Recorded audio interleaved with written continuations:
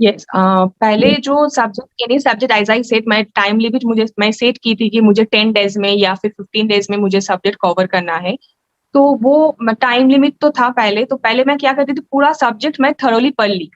पढ़ने के बाद तो क्या हो गया मतलब मिनिमम नॉलेज है कि अगर मुझे याद भी नहीं रहेगा कि सेक्शन में क्या है, if any questions come then I could write about it. ऐसा नहीं कि मुझे पता ही नहीं कि ये टॉपिक क्या है। तो इसके लिए first I go through the text book which I had from the law school only.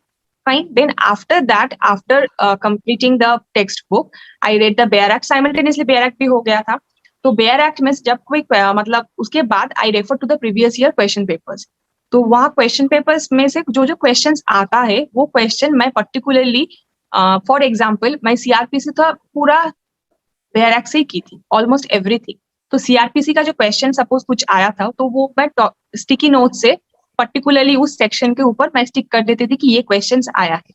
Along with that what I used to do, वो ब्रैकेट में मार्क्स भी मैं लिख देती थी क्या, क्योंकि sometimes some question same questions carry it is given carrying 10 marks, sometimes suppose it is given only 3 marks।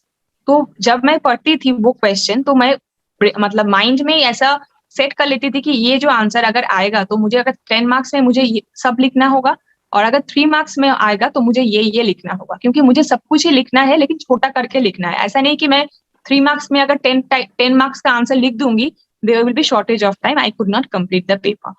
So this is it, I used to write the questions on the Bayer Act itself।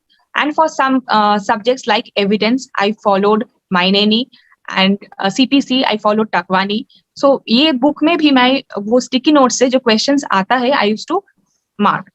After that जो copy था मेरा, उस copy में मैं वो particular section and उसके साथ जो क्वेश्चंस आया है एंड अलोंग विद दैट जो keywords and the section and the case laws which are important to particular to that question मैं लिख देती, एंड केस लॉ में क्या बोला गया है वो अपने लैंग्वेज में मैं लिख देती थी। एंड समटाइम्स ऐसा होता है कि पढ़ने के मुझे पता है कि इस क्वेश्चन केस में क्या फैक्ट है, एंड किसी किसी केस में ऐसा होता है मुझे याद नहीं रहता था तो उसमें मैं केस का फैक्ट्स भी लिख देती थी। तो this is the entire thing. ऐसा नहीं कि मैं हर एक आंसर मैं कॉपी में लिख के अपना खुद कॉपी बनाती थी, ये नहीं। हाँ, but I would also like to mention that कुछ कुछ क्वेश्चन का आंसर डायरेक्टली बेयर एक्ट में या फिर बुक में नहीं मिलता है। तो वो सब क्वेश्चंस का मैं जो कोचिंग लेती थी उस मैम से मैं उसका आंसर मंगवाती थी, या फिर अगर मैम आंसर दे दिया तो वही मैं प्रिंट आउट करके पढ़ती थी, या फिर मैम आंसर दिया है कुछ मुझे शॉर्ट कुछ करना है एडिट करना है तो वो मैं इस नोट्स के ऊपर ही जस्ट मार्क करके रख देती थी। तो ऐसा था कि मतलब एक bare act I have to I is bare act is there in case of bare act. जो सब्जेक्ट में सिर्फ बेयर एक्ट ही पढ़ी थी, और अदरवाइज जो बुक था वो बुक था, लेकिन वो बुक तो पढ़ना एग्जाम के पहले दिन पॉसिबल नहीं था, उसके लिए I refer to the copy which I made myself. So just it's a very thin copy. Like I used to buy the thinnest copy available in the bookstore. Like maximum 60 or 48 pages are there. I have to fit the entire subject in that particular copy. It is my aim. And मैं वो copy बार बार revise करती थी।